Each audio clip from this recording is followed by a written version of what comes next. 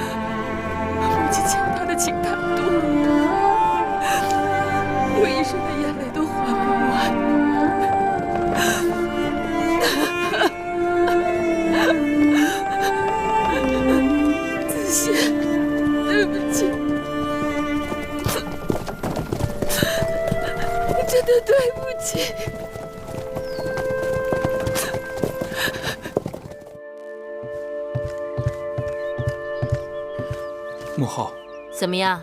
见到魏国使臣了吗？魏国使臣说，只要秦国答应将上郡15县还给魏国，魏王就可以放弃对王后和公子华的辅助。上郡15县，太过分了！不行，他们这是落井下石，乘人之危。不过，若是魏国真能倒向我们这边，倒也可作为暂且之计。那使臣说了，魏王就算放弃王后和公子华，也不会站出来推举我为亲王。他要扶植在大梁做人质的公子瑶。魏王为何选中公子瑶？他生母低微，本人也不甚出色，才被先王送去做人质。说不通，根本就说不通。那使臣说，魏王要的就是这样的秦王，不甚出色，却很听话。那公子瑶在魏国多年，对魏王言听计从。魏王叫他去东，他绝不会去西。就什么？就跟我一样。你简直就是个废物！滚！母后，还不快滚！给我滚下去！母后，公子还不快快退下，再气着会后。干相，公子庄。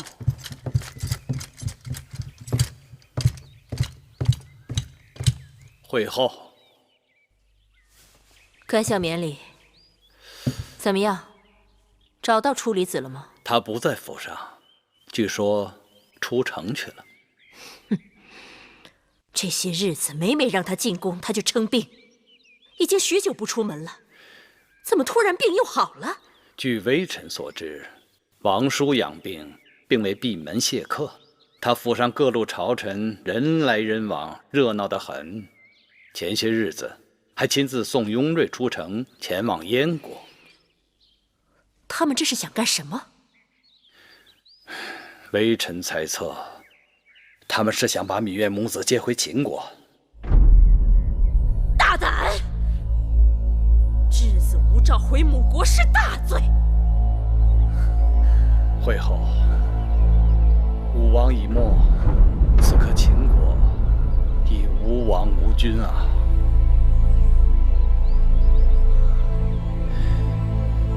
想想雍瑞与嬴夫人的关系，他亲自出马，必定和那遗诏之事有关。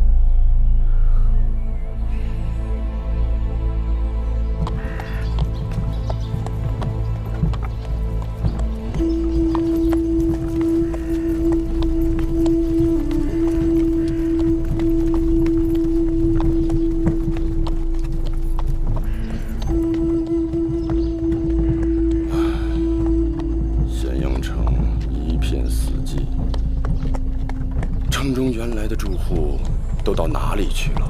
眼下会后秘书占着咸阳城的王宫，魏仪和魏夫人带着一批公子华的人马，占了咸阳城外的富阳宫。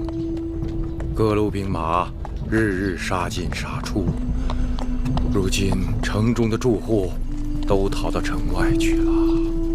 我这一路走来，各郡县封地都在各自为政，封路割据。村村镇镇，人心惶惶，田地荒芜，集市凋敝，满目疮痍，心痛啊！这一切都是老夫的罪过。楚离子能幡然悔悟，总算不晚呐。雍瑞和芈夫人已经离开燕国多日。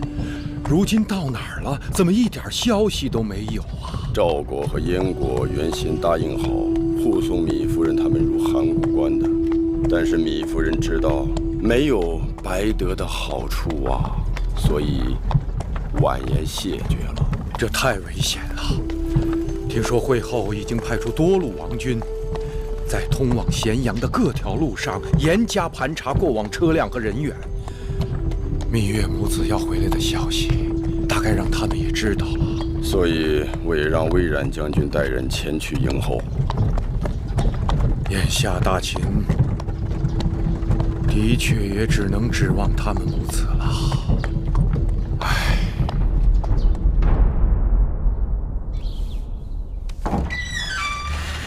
姑母，华哥哥来信了，说是这2日情形不大对头，朝廷派了不少王军在各条道路口设了关卡，好像在抓捕什么人。不是针对我华儿或其他公子的吗？不像是。那是在抓谁呀？听说芈月带着公子季回来了。芈月回来了？据说是朝廷的一些老臣派人把他迎请回来的。这个时候迎请他回来，那一定与那道遗诏有关。姑母说的是，自先惠文王去世之后，宫里出现了不少古怪事情。先是穆坚莫名其妙的死了，后是那会后又派人将成明殿掘地3尺。据当事人说，起因都是那道遗诏。既然这样，那就应该让那当事人这些日子把眼睛瞪大些。说起那当事人，姑母在他身上花费了不少，他靠得住吗？出卖主子的奴才全都靠不住。我们要的是他做我们的耳目，而不是他的忠心。姑母在想，芈月回来了，没准儿他能给咱们帮上大忙。当年芈月对我华儿颇有好感，还在大王那儿力荐华儿为太子。眼下我们与交房殿之间的实力在伯仲之间，既然这芈月和芈姝已成为死敌，若能与咱们联手，胜算岂不大了许多？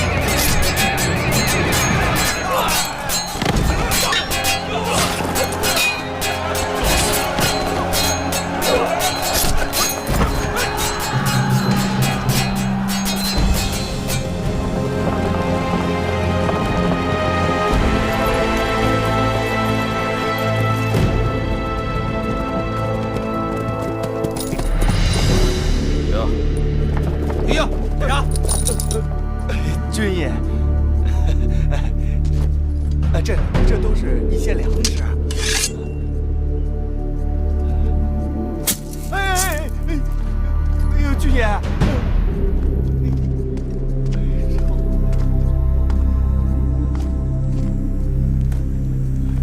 哎，别！走吧。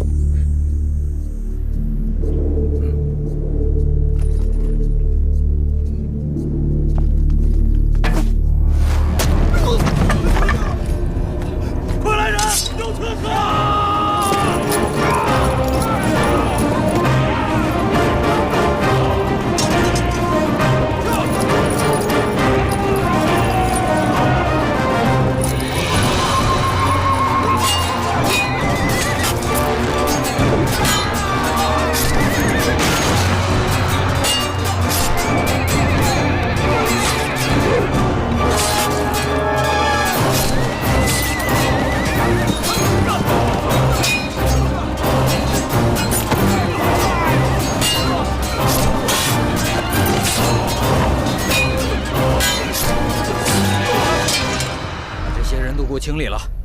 是。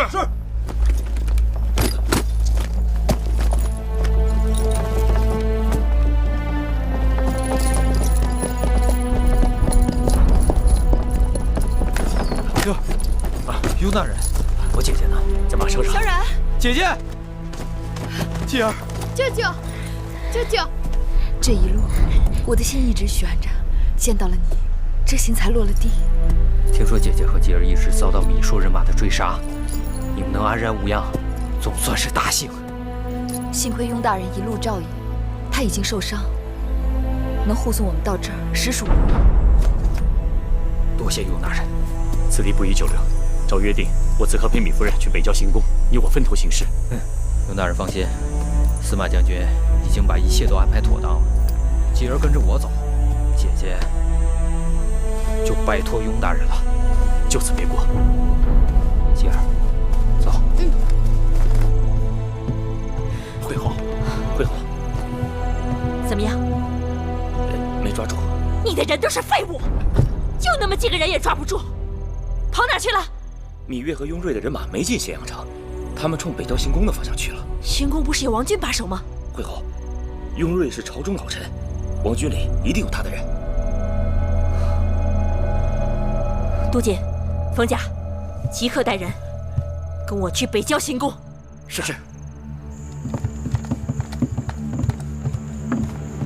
夫人，殷夫人，糜夫人，雍大人，恕我腰疾未愈，不能起身相迎。夫人无需多礼。夫人，你受伤了？啊，一点剑伤，不碍事。夫人脸色很不好看。大人走后，夫人担心大人和米八子的安危，日夜难眠，常常一坐就是一整夜。王军包围了行宫，会后3天2头派人前来搜宫。太医院忌讳会后，不敢派人来诊治。夫人的腰疾一日比一日更重，如今连走路都困难。行了，你别啰嗦了，快拿金枪药给大人疗伤。是，不碍事的。大人请随我来。去吧，一时3刻，我闭不了眼的。快去吧，那我先去了。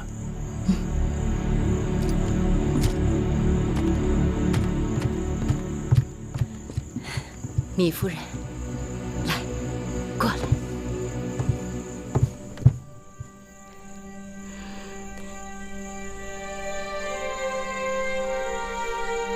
时光荏苒，我们又相见了。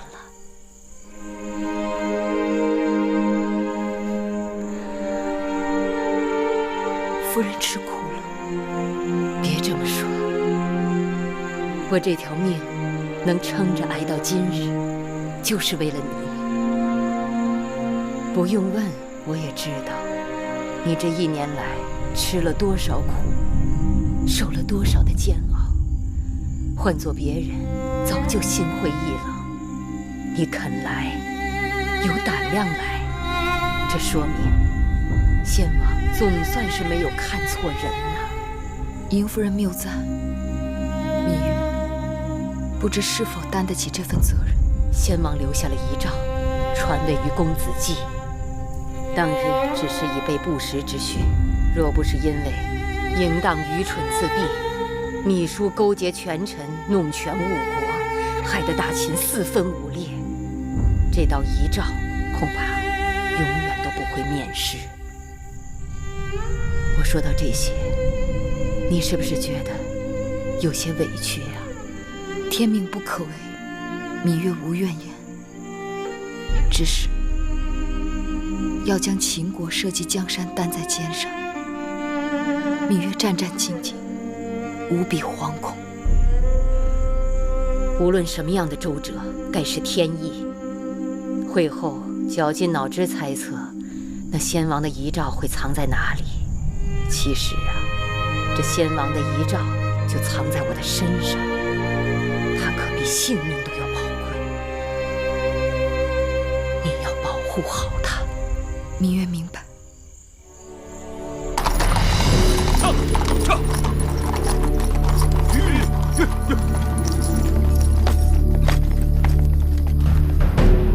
将军，看见有人进去了吗？没看见。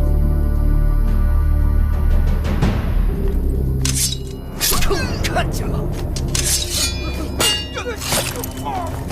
冲进去！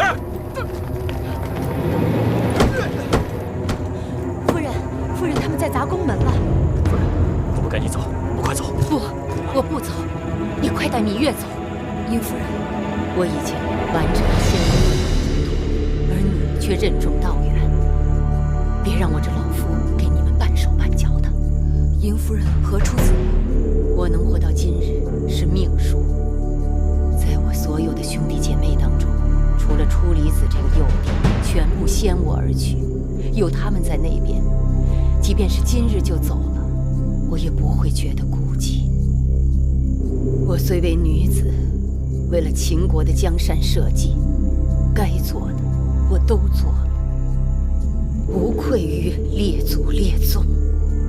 1、2、3，1、2、3。夫人，你们护送芈夫人、雍大人即刻出宫，不得耽搁。是，我留在这里，多少能够拖住他们一阵。殷夫人，记住，公子期登基之日，别忘了给我焚炉香，报个谢啊！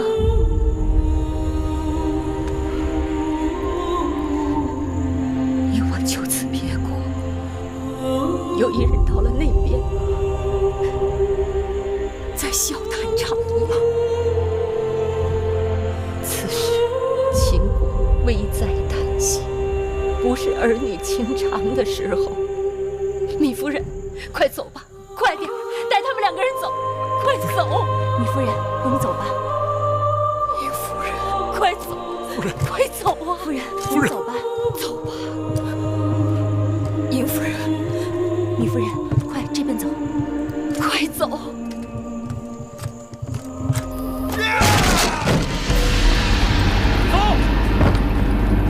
芈夫人，这边请，这边是门，向郊外。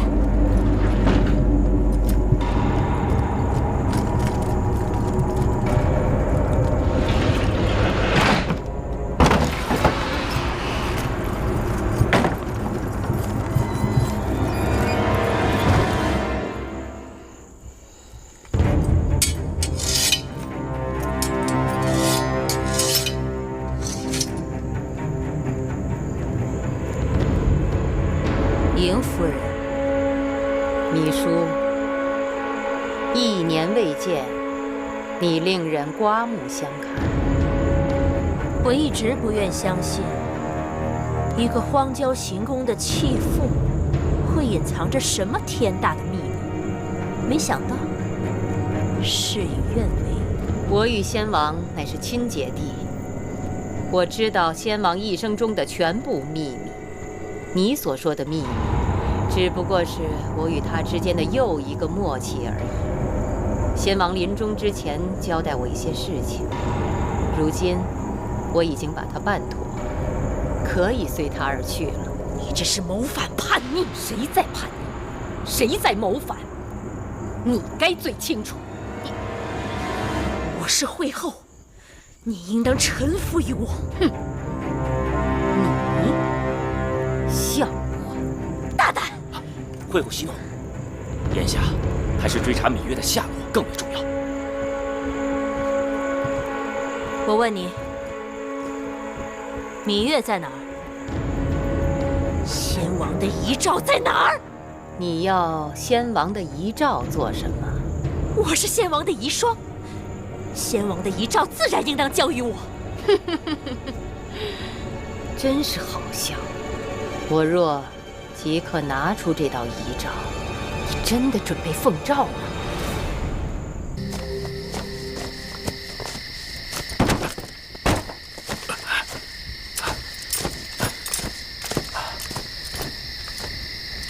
芈夫人，快！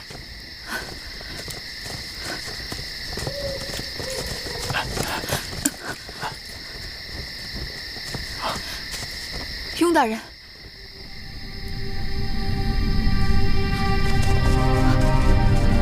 行宫着火了。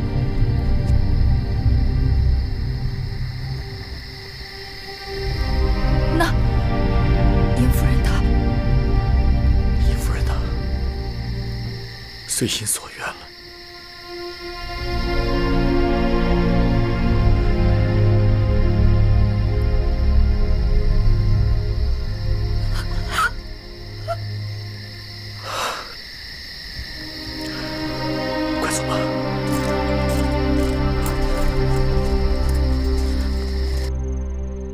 时辰，公子季和魏冉应当已经平安抵达他们的驻地了。希望能遮人耳目。那地方荒僻，魏冉一直在那里屯兵操练，都是自己人。那就好。只要芈月能从嬴夫人那拿到遗诏，我等就可以召集老臣商议继位之事。大人，北郊方向忽然起了大火，半边天都映红了。北郊？会不会是北郊行宫啊？坏了，芈月到那里去与嬴夫人会面，难道出了差池？快，派人前去查看出了何事。是。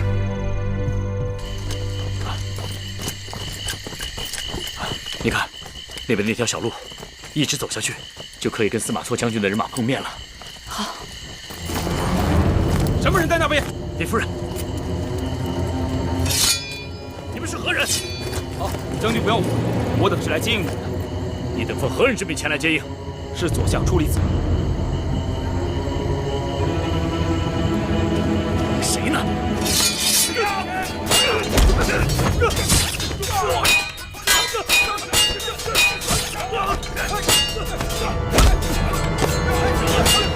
李夫人！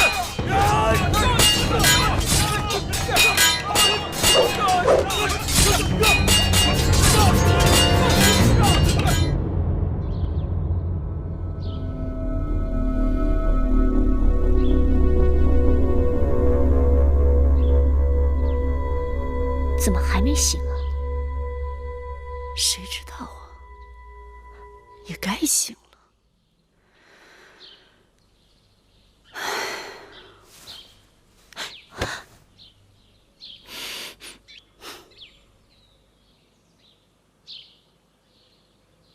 妹妹，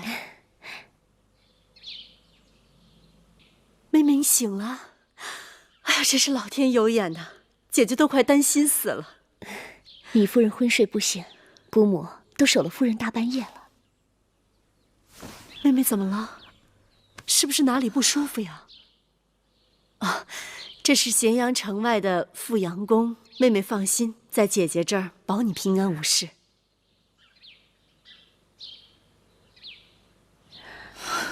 彩萍怪，扶夫人起来。是。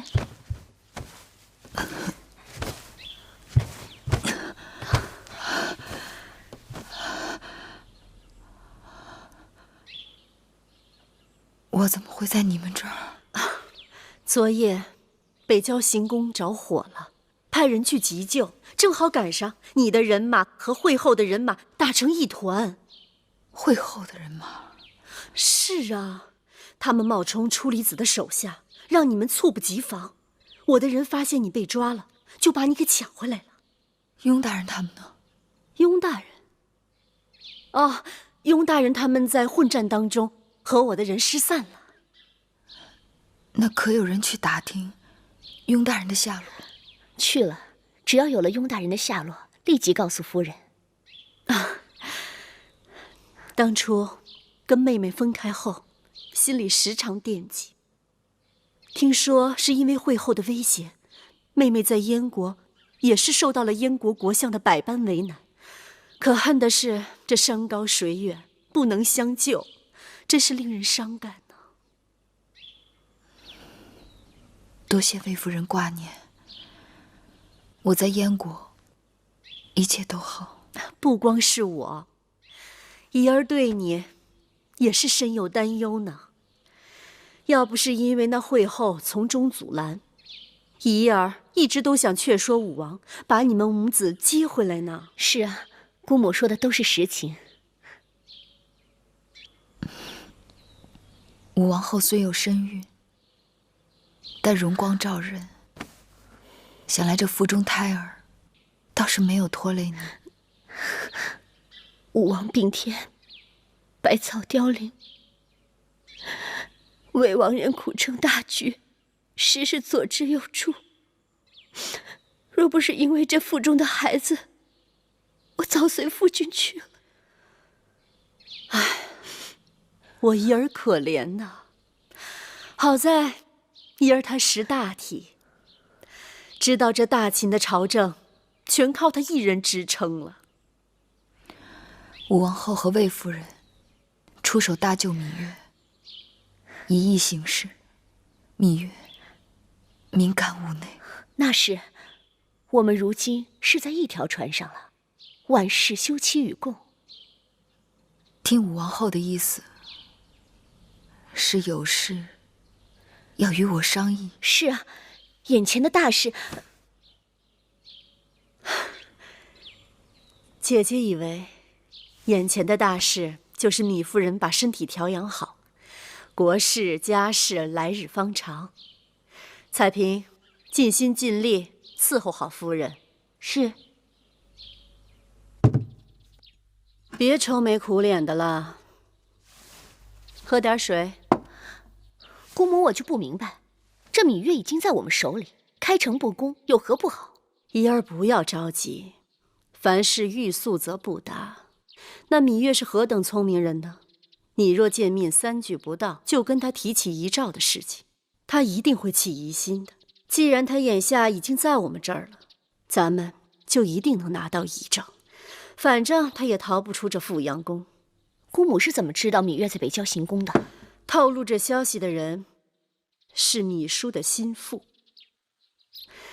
他说的话早早可据。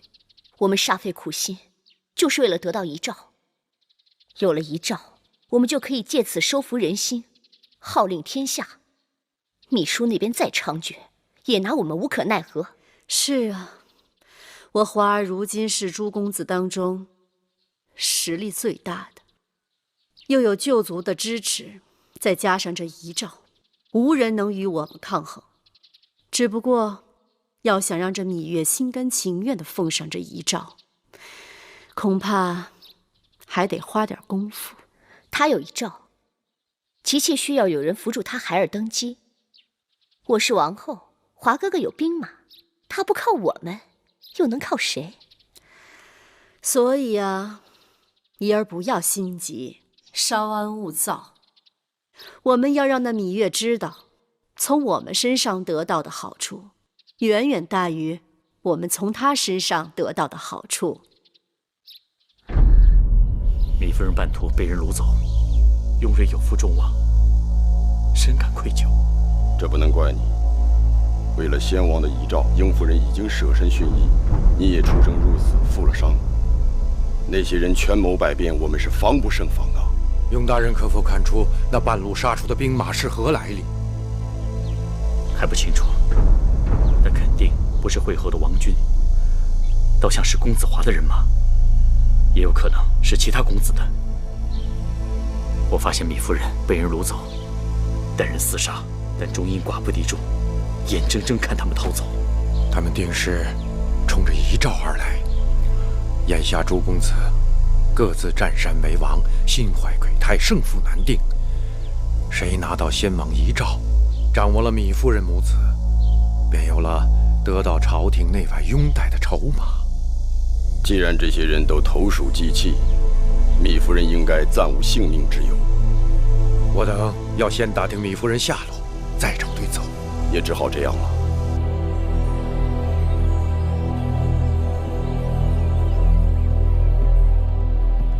夫人，夫人风尘仆仆，车马劳顿，奴婢特备下鲜花沐浴热汤，请夫人享用。知道了。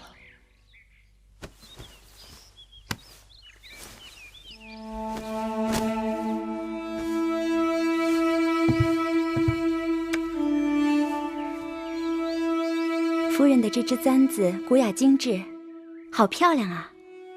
你若喜欢，就送给你好了。夫人的东西，奴婢怎敢随意要？夫人，奴婢伺候夫人沐浴吧。奴婢已为夫人准备好了更换的新衣，这些脏衣物就由奴婢拿去洗濯干净后，再给夫人送过来，可好？我这些都是从燕国带过来的旧物。我这人恋旧，衣裳也不例外。劳烦你费心，让底下人轻搓慢洗，千万不要洗坏了。夫人放心。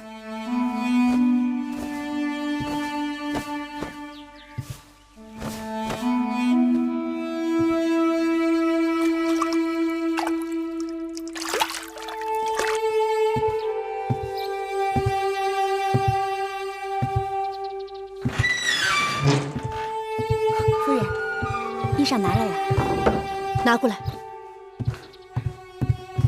他没有起疑吧？没有。不过他特意嘱咐说，这些衣裳都是他从燕国带回来的旧物，让下面的人轻松慢洗，千万不要洗坏了。仔细找，肯定在这衣服里面。是，边边角角都不要放过。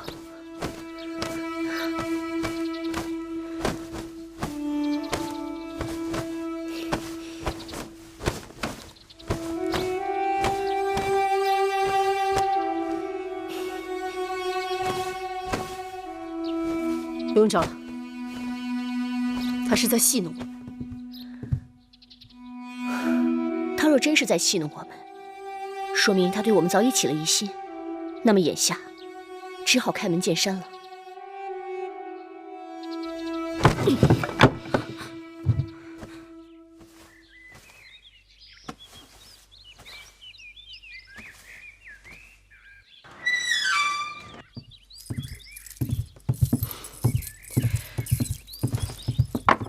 妹妹，魏夫人，吴王后，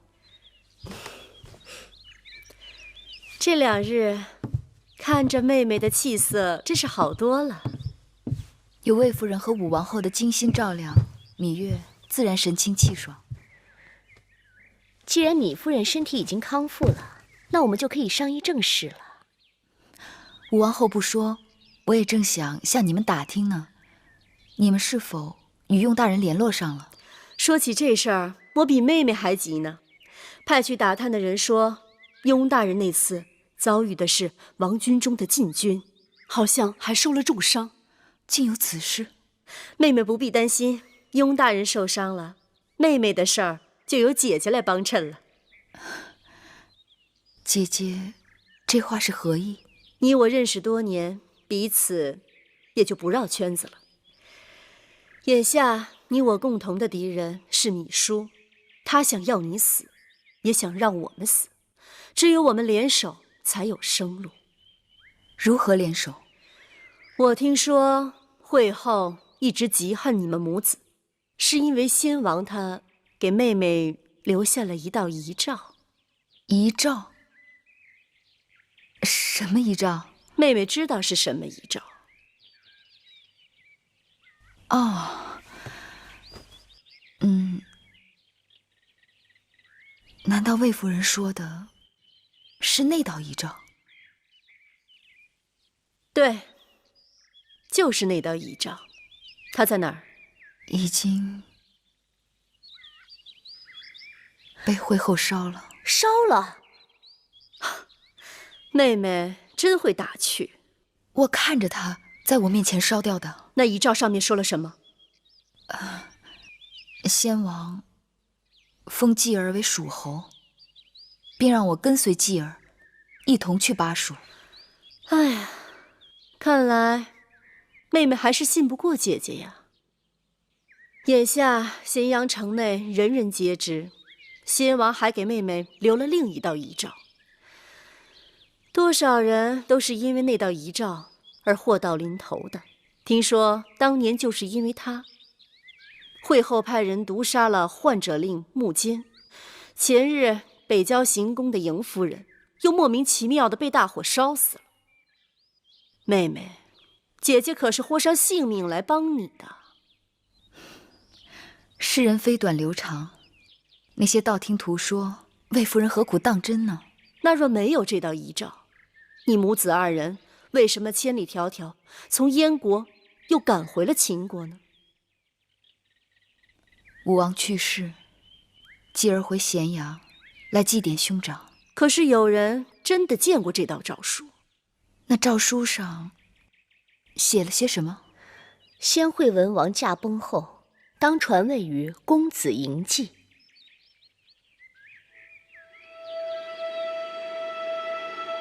难道诏书上不是写的这些话？我没有见过诏书，不知道诏书上写了些什么。况且，若真有那道遗诏，我母子当年何至于被人赶到燕国为质，险些死于冰天雪地之中？倘若真有诏书，而且诏书上写的真是这些话，妹妹是不是有些动心呢？白日做梦，只怕不可以当真。妹妹不要误会，我们这么做也是为了大秦的天下，并非为了自己。武王后和魏夫人到底要芈月做些什么？唉，武王早去，未立太子，一儿怀了身孕，按常理说，应该是父子相继。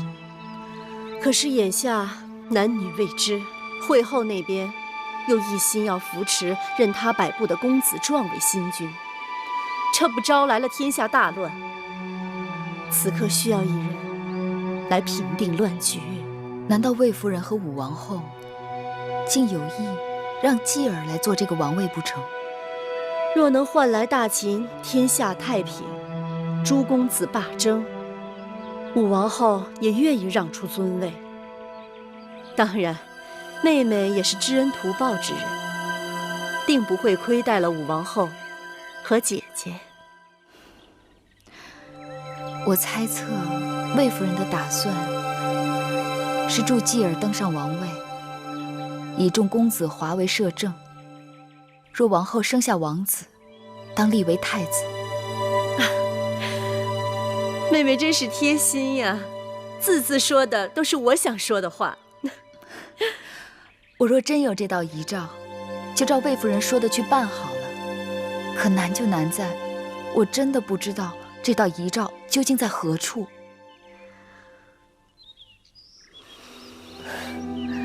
姑母，糜夫人一时忘记也是有的，假以时日，好好思量，定会想起那道遗诏的去处。王后说的是，我是真的想不起来了。若哪一日你们知道那道遗诏在哪儿，千万记得要告诉我一声。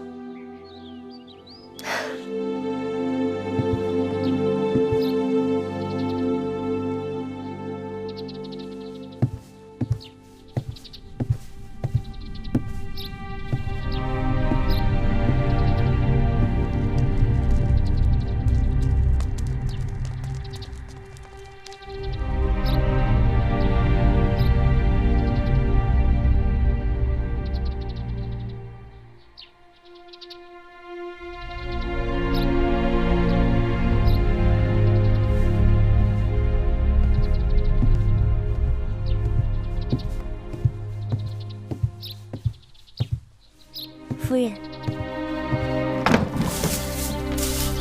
夫人止步。魏夫人有令，夫人不可随意外出。你们魏夫人已经把我当成囚徒了吗？夫人，这富阳宫外面兵荒马乱的，魏夫人也是为了您的安危着想。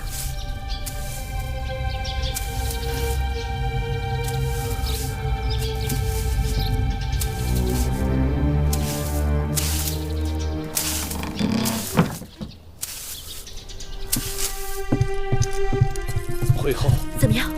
战报来了，公子华前日拿下了雍城，公子池也与他遥相呼应，正在攻取岳阳。另外，其他诸公子也在自己的封地周边攻城占地。雍城是我大秦的旧国都，公子华占领雍城，定是想自立为王。只可惜那日我一时妇人之仁，没在宣示殿拿下公子华，让他反出宫去，养虎为患，后悔已晚。眼下想要一举铲除公子华和其他公子势力，已经几无可能。右相去联络朝廷老臣，推举公子壮为王的事情办得如何？咸阳城内外都在流传先王有遗诏传位给公子季的谣言。老臣们一个个对推举公子壮之事装聋作哑，棘手得很。那芈月呢？公子季呢？为何在咸阳城内外找了这么久都抓不到他们？微臣有话不知当讲否？请讲。眼下为了争夺王位，会后与武王后和魏夫人相制。如同鹬蚌相争，得利者却是一旁观战的渔翁们。既然武王后身怀武王的子嗣，也是惠后的嫡孙儿女，惠后不妨与他们暂且妥协，只要他们答应拥立公子壮为王，惠后便可以承诺，若武王后生下男儿，定立他为太子，各取所需。惠后与武王后联手，胜算自然会大了许多。就算真的有那道遗诏，那些老臣们也会因为实力对比相差悬殊而倒向惠后一边。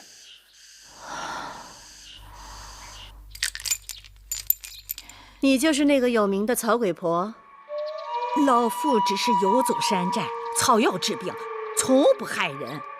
大秦刑律严禁巫蛊，放蛊是要杀头的。他们喊我草鬼婆，是诋毁老妇。不要狡辩，《左氏春秋》里就有记载，说放蛊就是起源于你们楚巫。你以放蛊起家，在巴蜀名声赫赫。若真是草药治病，怎会如此穿金戴银，聚集如此显赫家当？你收人钱财，替人消灾，用不着遮遮掩掩。这里没有外人，只要你实话实说，我保你财源滚滚。贵人想要老妇做什么事？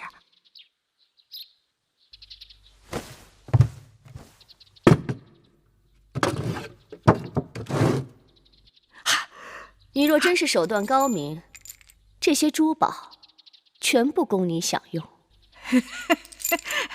贵人出手大方，老妇怎敢不从？那你可有蛊带在身上？难道贵人要亲眼看看？对，眼见为实。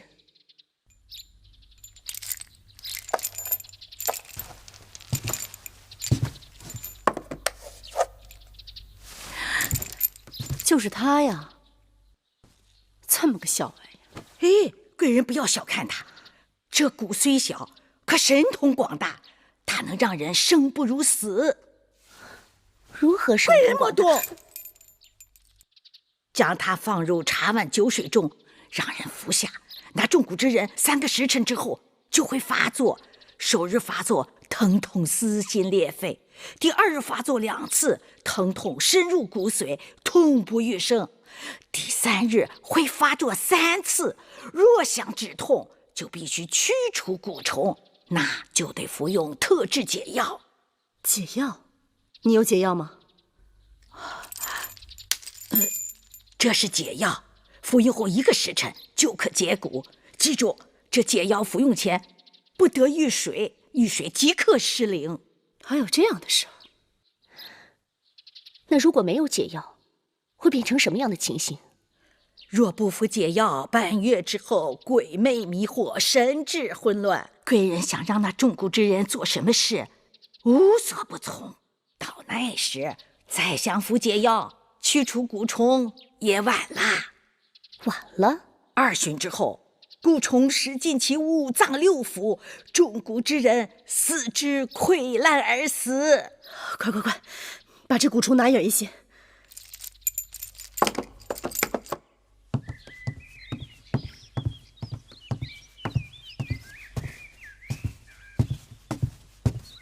夫人，请用膳。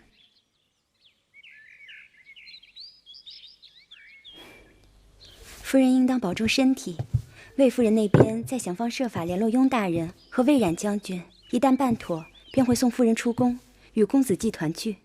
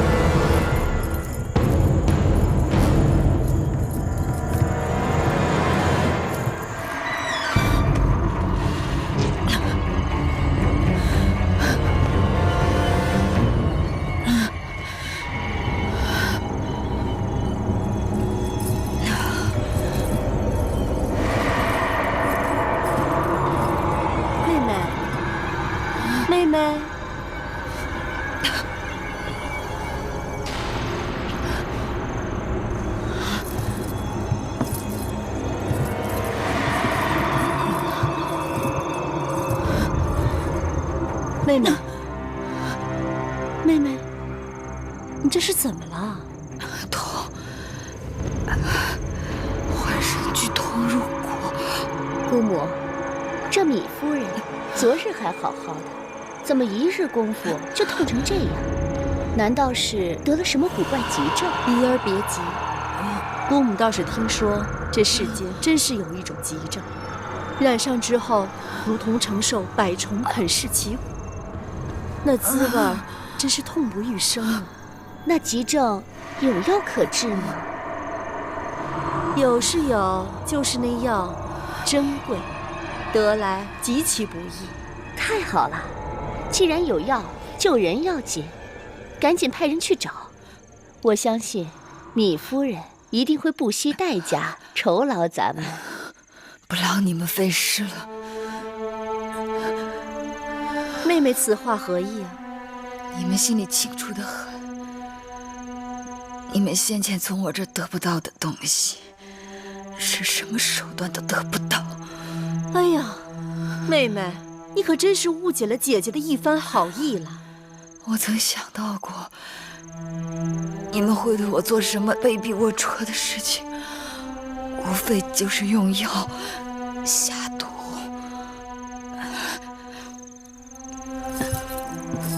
妹妹息怒啊！我们也是为了公子季和怡儿肚子里的王儿才出此下策的。眼下妹妹手里有没有那遗诏都无妨，只要妹妹肯写下这承诺，答应新君登基后，公子华为摄政，武王后生下王儿，便立他为太子，我们即可和好如初，两全其美呀！一个胎儿，男女不知，你们竟如此费尽心机，不择手段，只怕这胎儿有渣，是个妖孽！你信口开河，等武命王后！我曾想到你们会不择手段，没想到你们会下作到如此地步。好，芈月，算你硬气。可你就算是再硬气，也硬不过你身子里的蛊虫。我这儿有一个解药，只要你答应我，我即刻就可以给你。你若冥顽不化，那蛊虫自会给你教训。今日只是一个开始，明日可就没那么好过了。这痛楚日日倍增，定会让你知晓什么叫做生不如死。滚！滚！滚！滚！滚！好，姑母，咱们走。芈月她咎由自取，等到明日，最往后日，她就会来苦苦哀求我们的。夫人当心！快把她捡起来！夫人，这。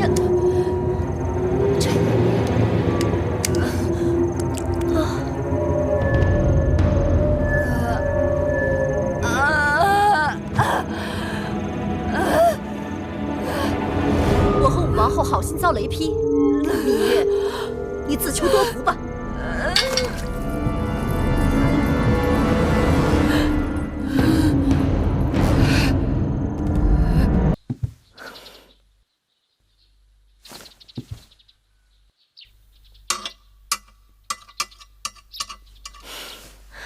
已经第3日了，芈月那边竟然还在死撑着。反正解药已经没了，看他还能撑多久了。哎，那个曹鬼婆不是说了吗？半个月后，鬼魅迷惑，神志混乱，想让这芈月做什么，他就得给咱们做什么。可他若真死了，事情该如何收场？扶阳宫上下都会知道，他是突发疾病不治而亡，跟咱们没有关系。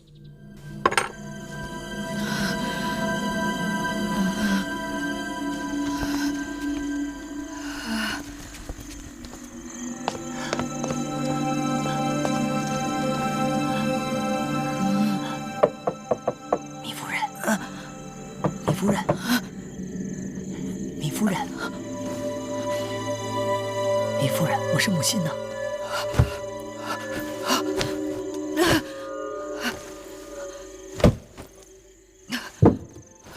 母亲，你怎么会在这儿？3年前，我重伤后被唐夫人相救，伤好以后，唐夫人把我安排到了富阳宫。前些日子，魏夫人他们占了此处，我在这里做粗使，倒也没被他们认出来。偶然得知夫人来了，小的日夜盼望和您相见，只因把守太严，一直不得空。前日听说夫人病了，我没病，是魏夫人他们让人给我下了蛊。下蛊？他们怎么这般黑心啊？这可怎么好？前2个月，女医治出城采药被乱兵杀死了，不然他一定有办法。夫人。母亲拼了性命也要救你。这宫内外日日有人把守，恐怕你救不了我。何况那蛊虫，害得我日日发作，一日比一日重，只怕来日不多了。不会，我去找人帮忙。我去，对，夫人的弟弟魏冉将军，我去找他。只可惜，我也不知道此时魏冉是在何处。看情形，我是凶多吉少。夫人，你别说丧气的话，一定有办法救夫人的。我若出不去，你要想办法出去。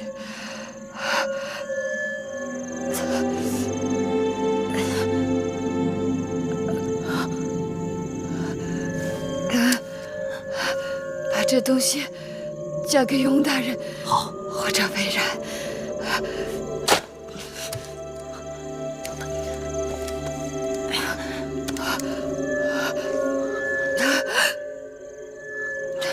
或许有一人，你可以去找他。那人是谁？在咸阳东市，他是姓梁的皮毛上古，他是义渠郡的人。好，夫人，我这就去。夫人，你自己保重。快去，母亲，快去，快去。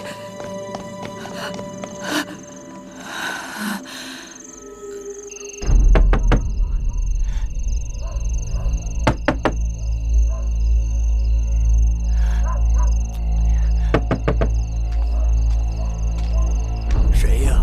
给义渠郡的一封急信。好，快进来。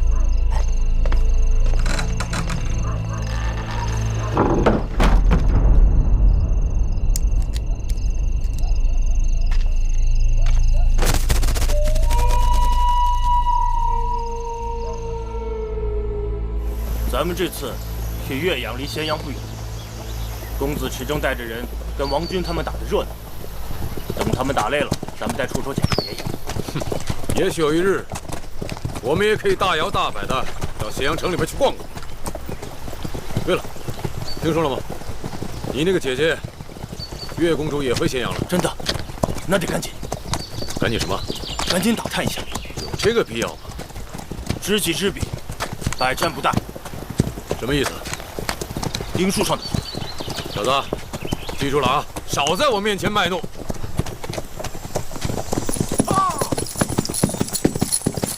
大王！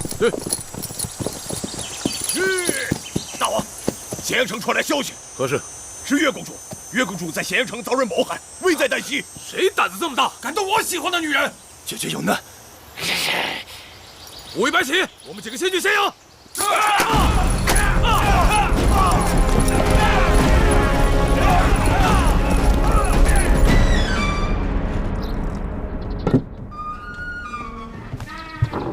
夫人，武王后，会后那边来人说带了书信，还要见你们。哼，米叔终于还是乱了阵脚。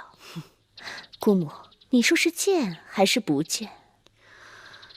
让来人把书信留下，就说我跟武王后此时不便，就不见了。是。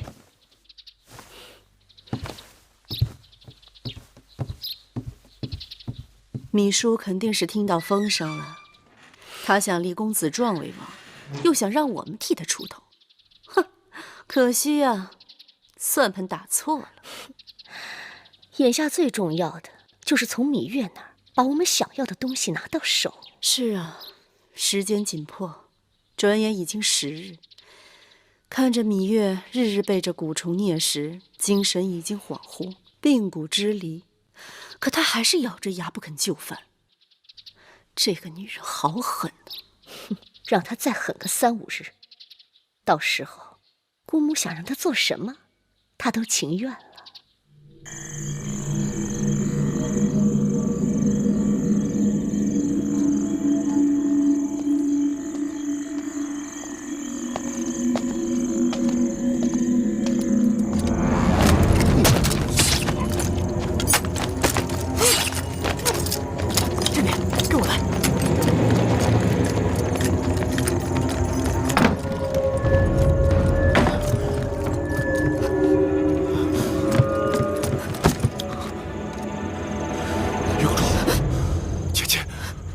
月公主，姐姐，姐姐，一起寻找。你放心，有我在。走，走。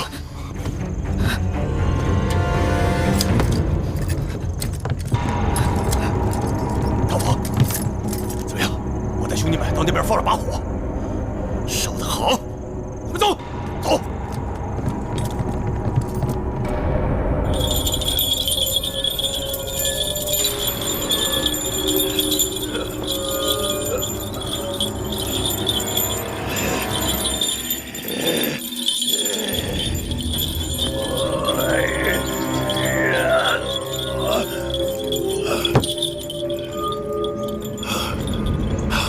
老吴，我姐姐究竟如何？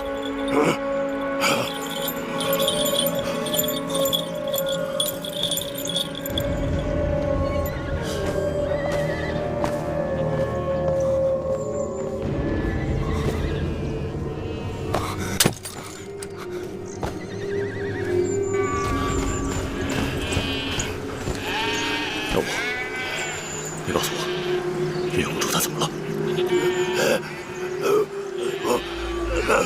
蛊毒？我知道她是被人下了蛊，可总有救的办法。过去我们的人中了蛊，你也用桃枝、雄黄驱过蛊啊。不是，你怎么会没有办法呢？你告诉我，你想想办法呀，老吴，你想想办法。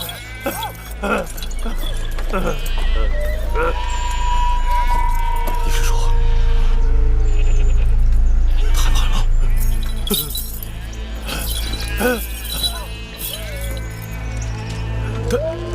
他还能活多久？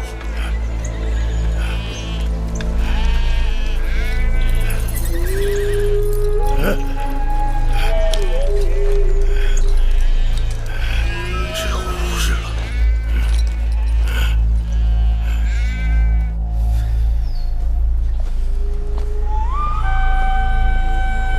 将军，龙大人，怎么样？据说米夫人被劫走时已经病得很重。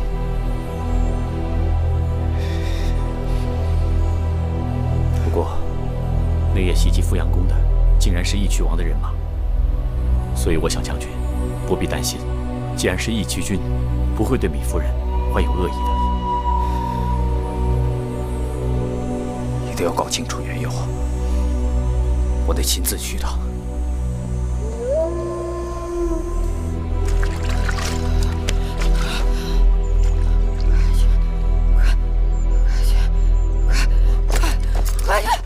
快去咸阳！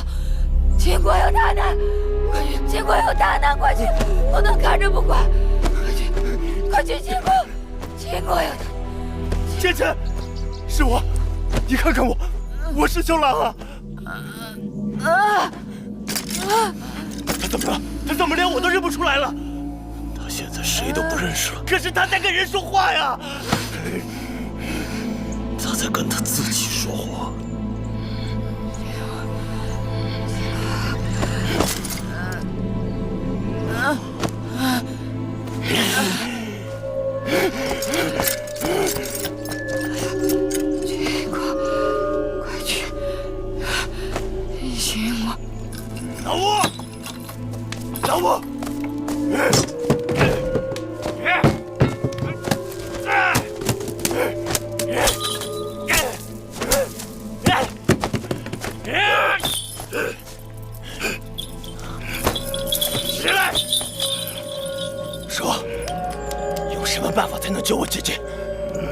说，不说，不说杀了你！快说！不管有什么办法，让我做什么都行，哪怕用我的命，或姐姐的命。什么？可以用我的命或姐姐的命？行，赶快用我的命或姐姐的命来动手吧，快！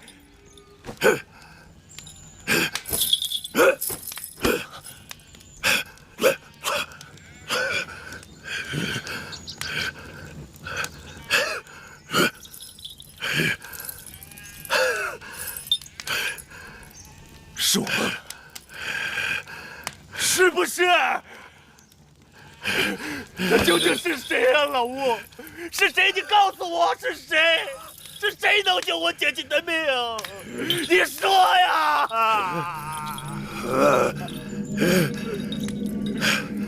大王，若是有办法能救月公主，众人自然不会推诿。可是一命换一命的事儿，老吴也没有把握。他说过，如果蛊虫不肯，即使强行施法，他也无法请出来。大王，这样反而害了月公主。那为的是，既然老吴说那个蛊虫挑剔的很，他一定会选中。反正不是你。大王，我虎威难道是贪生怕死之人吗？可老吴一旦施法，那蛊虫真的应了，他害起人来极其凶狠。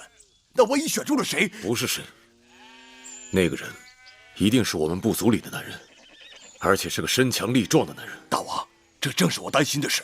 这些人里也包括大王。这万一是大王，我们可连驱蛊的解药都没有啊！如果那个蛊虫选中我，就说明这个蛊虫有眼力，就说明我跟月公主有缘分。大王，那月公主只是一匹克马，你可是草原的领头骏马，你不应该为了她一个人去送命。她不是别人，大王，她是我喜欢的女人。去吧。